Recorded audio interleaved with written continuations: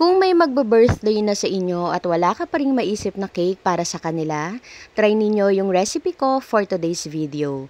At hindi na natin kailangan pa ng oven para makagawa nito dahil no bake ang ating recipe ngayon. Ang mahal na rin kasi ng cake sa mga cake shop at kung gagawa ka na lang sa bahay, ang laki talaga ng matitipid mo.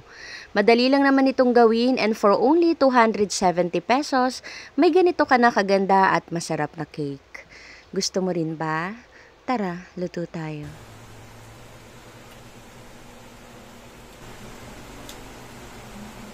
Sa recipe na ito ay kakailanganin natin ang Quake Overload, fudgy bar, condensed milk, all-purpose cream, gelatin at dark chocolate.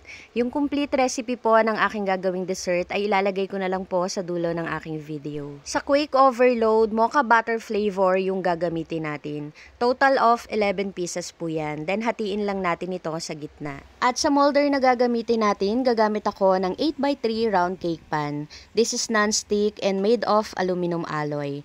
At ang maganda pa dito, removable bottom na rin yan. Kung bet nyo rin, ilalagay ko na lang yung link sa comment section kung saan ko ito binili. At sa paggawa ng ating masarap at madaling cake, una nating ilalagay dito sa baking pan yung Quake Overload. Yung may design na part, paharap nating ilalagay yan dito mismo sa baking pan. Sa pinakailalim naman ng ating gagawing cake, magdudurog tayo dito ng 5 pieces ng fudgy bar. After nating mailagay lahat ng fudgy bar, i-press down lang natin ito hanggang sa maging ganito na yung itsura, then set aside. Yung next na gagawin natin dito ay magtutunaw ng gelatin. Bali, pagsamahin lang natin dito yung 1/4 cup ng hot water at isang sachet ng 10 grams ng clear unflavored gelatin.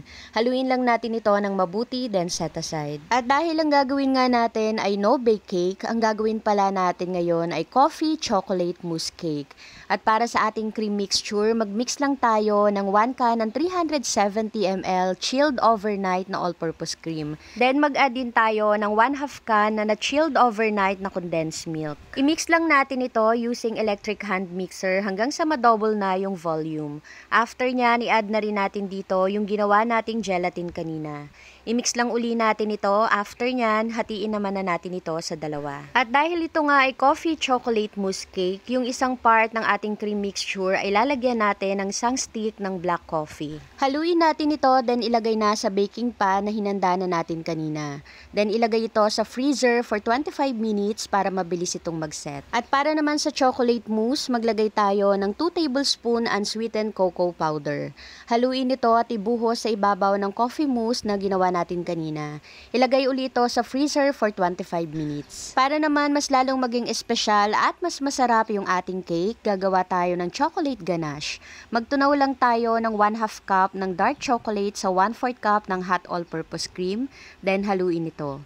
After nyan, ilagay na natin sa ibabaw ng ating cake at i-chilled overnight bago yan mold at iserve. And shoutout po kay Lina Chongko, Philip Caballero, Argeline Alipao Sinday, and Marina Kate Martinez. Thank you so much po. At kinabukasan nga, ready to serve na ang ating napakasarap na coffee chocolate mousse cake.